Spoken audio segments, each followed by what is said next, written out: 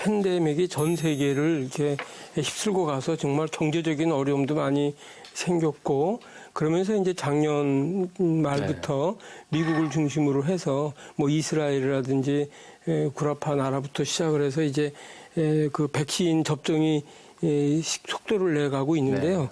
뭐 우리나라는 조금 늦었다는 얘기도 있지만 일단 국민들이 백신이 어떤 원리로 이게 이제 바이러스의 침투를 막아내고 그리고 우리를 건강하게 보호하는지에 대해서 궁금해 할 건데 백신의 원리에 대해서 잠깐 말씀해 주시면 좋겠습니다. 알겠습니다. 먼저 코로나19에 걸리면 어떻게 되는지부터 말씀을 드려야 할 것 같은데요.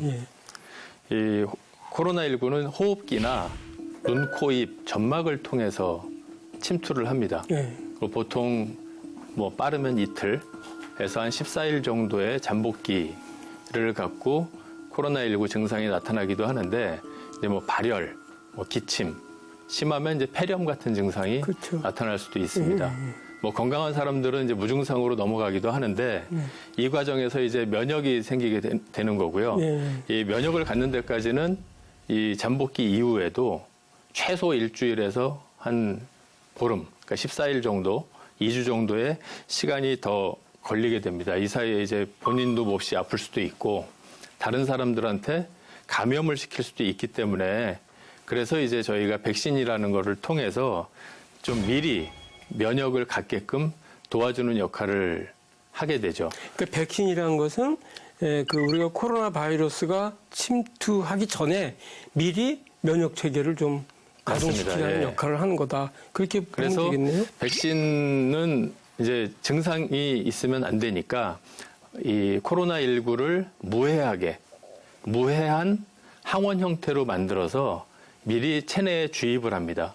그럼 주입을 하면 체내에서는 이제 외부에서 침입이 들어온 거니까 거기에 맞게 면역 반응이 일어나면서 안에 이제 항체도 만들고 또 그거를 이제 기억을 해놓게 되죠.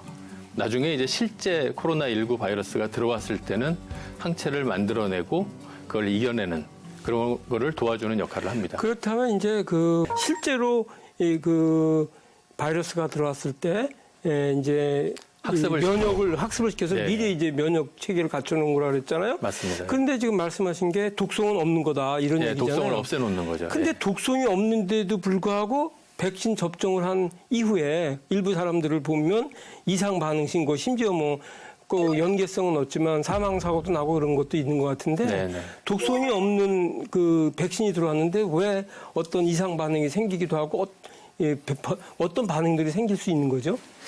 제가 그 현직 의사의 접종 후기를 읽은 적이 있는데요. 아스트라제네카 백신을 맞고 10시간 정도 후부터 38.7도까지 열이 올랐고 오한 근육통 등이 심하게 왔다. 타이레놀 500mg 두 알을 먹고 3시간 뒤 열이 좀 떨어져서 잤다. 아침까지도 근육통과 미열이 있었다. 라는 이제 그런 기사를 제가 읽은 적이 있습니다. 근데 그런 유의 이제 증상들, 뭐 부작용이라고도 할 수 있는데 그런 증상들은 면역 반응이 일어나는 동안 생기는 일입니다.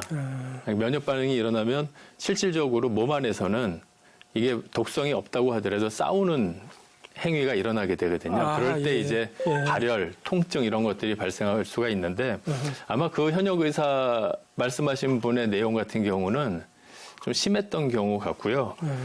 그 최근에 이제 보고에 의하면 경미한 통증, 그러니까 이제 주사 맞은 부위가 좀 아프다든가 이런 것까지 포함하면 80% 이상이 그런 이제 증상을 느꼈다라는 보고가 있었습니다. 근데 그거는 뭐 아스트라제네카에 국한된 게 아니라 뭐 파이자든 다른 백신들도 마찬가지였던 것 같습니다.